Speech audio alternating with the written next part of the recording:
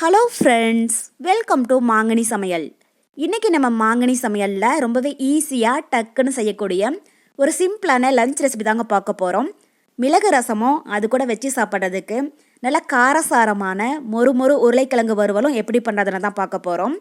So இப்போ பார்த்தீங்கன்னா climate நல்லா ஜில்லுன்னு மழை காலமாகவும் இருக்கிறதுனால நம்ம உடம்புல சின்ன சின்னதாக சளி காய்ச்சல் அப்படின்னு சொல்லி தொந்தரவுகள் வரும்.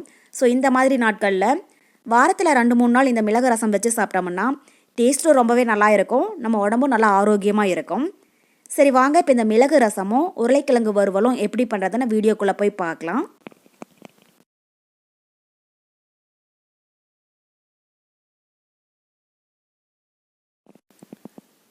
ஃபஸ்ட்டு நம்ம மிளகு ரசம் பண்ணுறதுக்கு ரசப்பொடி ரெடி பண்ணிடலாம். அதுக்கு ஒரு மிக்ஸி ஜாரில் ஒரு 1.5 டேபிள் ஸ்பூன் அளவுக்கு மிளகு சேர்த்துக்கோங்க. ஸோ நம்ம காரத்துக்கு மிளகு தாங்க சேர்க்க போகிறோம், அதனால் கொஞ்சம் கூடுதலாகவே சேர்த்துடுங்க. இப்போ இது கூடவே ஒரு 3/4 டேபிள் ஸ்பூன் அளவுக்கு சீரகம், அப்புறம் 1 டீஸ்பூன் அளவுக்கு தனியா, அதாவது வர கொத்தமல்லி 1 டீஸ்பூன் சேர்த்திங்கன்னா போதும். இப்போ இது கூடவே ஒரே ஒரு காஞ்ச மிளகாய் சேர்த்துடலாம். ஸோ நம்ம மிளகு 1.5 டேபிள் ஸ்பூன் சேர்த்துருக்கிறதுனால மிளகாய் வற்றல் அதிகமாக சேர்க்க வேண்டாம், காரத்துக்காக 1 சேர்த்திங்கனாலே போதும். இப்போ இது கூடவே கொஞ்சமாக கருவேப்பிலை, அப்புறம் ஒரு 7-8 பூண்டு பற்கள்.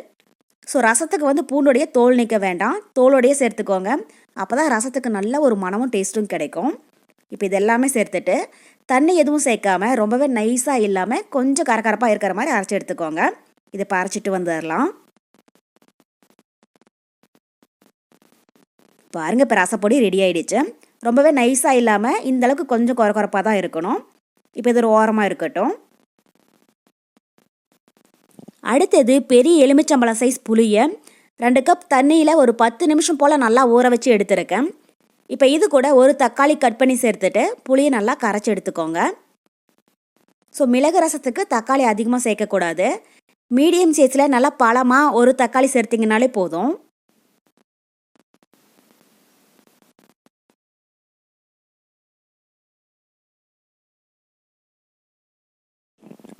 பாருங்கள், இப்போ புளிக்கரைசல் ரெடி ஆகிடுச்சு.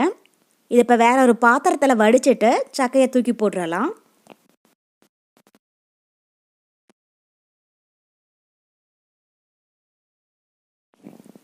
இப்போ இந்த புளிக்கரைசலோட நம்ம அரைச்சி வச்சிருக்கிற ரசப்பொடியை உள்ள சேர்த்துடலாம். சேர்த்துட்டு கூடவே 1/4 டீஸ்பூன் மஞ்சள் தூள், அப்புறம் 1/4 டீஸ்பூன் பெருங்காயத்தூள், இதுக்கு தேவையான அளவு உப்பு, கடைசியாக ரசத்துக்கு தேவையான அளவு தண்ணியும் சேர்த்துக்கோங்க. சேர்த்துட்டு ஒரு டைம் லைட்டாக கலந்து விட்டுறலாம். கலந்து விட்டுட்டு கொஞ்சமாக ரசத்தை டேஸ்ட் பண்ணி பாருங்கள். உங்களுக்கு ஒரு வேளை உப்பு காரம் உரைப்பு ஏதாவது குறைவாக இருந்துச்சுன்னா கூட தேவையான அளவு சேர்த்துக்கோங்க. அவ்வளோதான், இப்போ உப்பு காரம் உரைப்பு இது எல்லாமே கரெக்டாக இருக்குது. அடுத்தது நம்ம ரசத்தை தாளிச்சிடலாம். ஸோ இந்த மிளகு ரசத்தை நம்ம தாளிச்சும் செய்யலாம், தாளிக்காமலும் செய்யலாம். உங்களுக்கு ஒரு வேளை தாளிக்க வேண்டாம் அப்படின்னு நினச்சிங்கன்னா அப்படியே ஸ்டவ்வில் வச்சு லைட்டாக ஒரு கொதி விட்டிங்கன்னா போதும். நான் இப்போ இந்த ரசத்தை தாளிக்க போகிறேன். அதுக்கு கடாயில் 1 டேபிள் ஸ்பூன் அளவுக்கு மட்டும் எண்ணெய் சேர்த்துடலாம். இப்போ எண்ணெய் சூடானதும் இது கூட 1/2 டீஸ்பூன் கடுகு உளுத்தம்பருப்பு சேர்த்துக்கோங்க. கடுகு பொரிஞ்சதும் கொஞ்சமாக கருவேப்பிலை பொரிஞ்சதும் நம்ம ரெடி பண்ணி வச்சுருக்கிற புளி கரைசலை உள்ளே சேர்த்துடலாம். சேர்த்துட்டு ஒரு டைம் இதை நல்லா கலந்து விட்டுருங்க. அவ்வளோதான், இப்போ இது மீடியம் ஹீட்டில் ஒரு 5 நிமிஷம் இருக்கட்டும். மூடி போட்டு மூட வேண்டாம், ஓப்பன்லேயே இருக்கட்டும். 5 நிமிஷத்துக்கு அப்புறமா எப்படி இருக்குன்னு பார்க்கலாம். பாருங்கள், இப்போ 5 நிமிஷம் போல் ஆகிடுச்சு. ரசம் கொதிக்கக்கூடாது, இது மாதிரி நல்லா நுர பொங்கி லைட்டாக ஒரு கொதி வந்துச்சுன்னா போதும். அதிக நேரம் கொதி விட்டுட்டிங்கன்னா ரசத்தோடைய ஸ்மெல்லே போய்டும், டேஸ்ட்டும் நல்லா இருக்காது. இது மாதிரி நுர பொங்கி வர அளவுக்கு மட்டும் இருந்துச்சுன்னா போதும். அவ்வளோதான், இப்போ கடைசியாக வாசனைக்காக பொடி பொடியாக கட் பண்ண கொஞ்சம் கருவேப்பிலையும் மல்லியும் தூவி விட்டுறலாம். பாருங்கள், உங்களுக்கு பார்க்குற போதே தெரியும், இந்தளவுக்கு லைட்டாக ஒரு கொதி வந்துச்சுன்னா போதும். அவ்வளோதான், இப்போ நம்ம மிளகு ரசம் தயாராகிடுச்சு. இதை வேற ஒரு பாத்திரத்துக்கு மாற்றிட்டு நம்ம அடுத்தது உருளைக்கிழங்கு வறுவல் ரெடி பண்ண ஆரம்பிச்சிடலாம். அடுத்தது உருளைக்கிழங்கு வறுவல் பண்ணுறதுக்கு ஒரு 2 டேபிள் ஸ்பூன் எண்ணெய் சேர்த்துடலாம். இப்போ எண்ணெய் சூடானதும் 1/2 டீஸ்பூன் கடுகு உளுத்தம்பருப்பு சேர்த்துக்கோங்க. சேர்த்துட்டு ஒரு டைம் நல்லா கலந்து விட்டுறலாம். ஸோ உருளைக்கிழங்கு வறுவலுக்கு கடலைப்பருப்பு உளுத்தம்பருப்பும் கொஞ்சம் அதிகமாகவே சேர்த்துக்கோங்க, டேஸ்ட்டு பார்த்திங்கன்னா ரொம்பவே நல்லா இருக்கும். இப்போ கடுகு பொரிஞ்சு கடலைப்பருப்பு உளுத்தம் பருப்பும் கார் மாறினதும் கொஞ்சமாக கருவேப்பிலை கூடவே 2 காஞ்ச மிளகாய் கிள்ளி வச்சுருக்கேன், அதையும் சேர்த்துட்டு ஒரு டைம் லைட்டாக கலந்து விட்டுறலாம். இப்போ கருவேப்பிலை பொரிஞ்சு காஞ்ச மிளகாய் செவக்க வறுப்பட்டதும் இது கூட மீடியம் சைஸில் 4 உருளைக்கிழங்கு தோலெல்லாம் சீவிட்டு கொஞ்சம் சின்ன சின்னதாக ரவுண்டாக கட் பண்ணி வச்சுருக்கேன், அதை உள்ள சேர்த்துடலாம். உருளைக்கிழங்க பார்த்தீங்கன்னா ரொம்பவே மெலிசாக கட் பண்ணிடாதீங்க, வதக்கறம் போது உடஞ்சி போயிடும். இந்த அளவுக்கு கொஞ்சம் திக்காக இருக்கிற மாதிரி கட் பண்ணிக்கோங்க. இதை இப்போ உள்ள சேர்த்துடலாம்.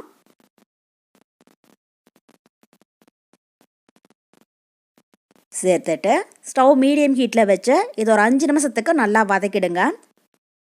தண்ணி எதுவும் சேர்க்க வேண்டாம், நம்ம எண்ணெயிலேயே உருளைக்கிழங்கு நல்லா வதக்கறம் போது அது சீக்கிரமாகவே நமக்கு வெந்துடும்.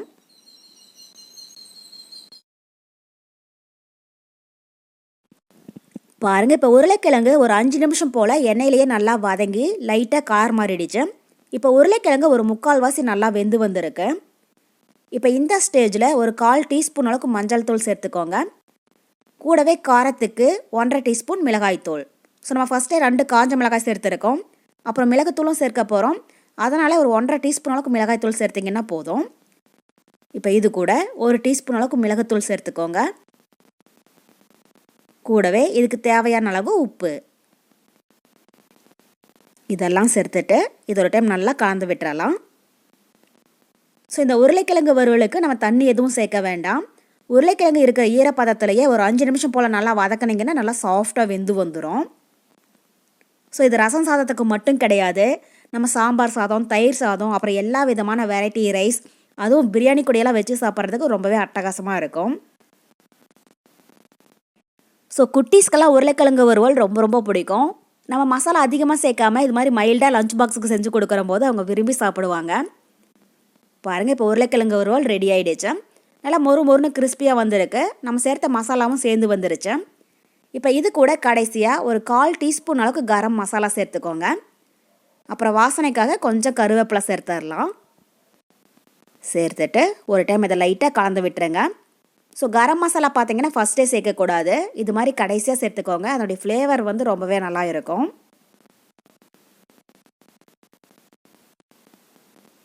அவ்வளோதான், இப்போ நம்ம உருளைக்கிழங்கு வறுவல் நல்லா மொறுன்னு கிறிஸ்பியாக தயாராகிடுச்சு. உருளைக்கிழங்கு நல்லா சாஃப்டாக வெந்து வந்திருக்கு. இப்போ இந்த ஸ்டேஜில் நாம் ஸ்டவ் ஆஃப் பண்ணிடலாம்.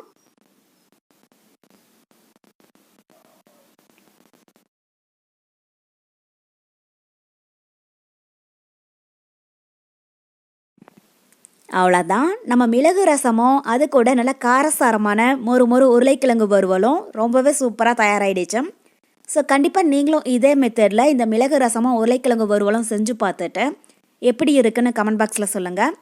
என்னுடைய இந்த ரெசிபி வீடியோ உங்களுக்கு பிடிச்சிருந்தா லைக் பண்ணுங்கள், உங்கள் ஃப்ரெண்ட்ஸுங்க கூடயே நிறைய ஷேர் பண்ணுங்கள். மறக்காமல் மாங்கனி சமையலுக்கு சப்ஸ்கிரைப் பண்ணுங்கள். நன்றி.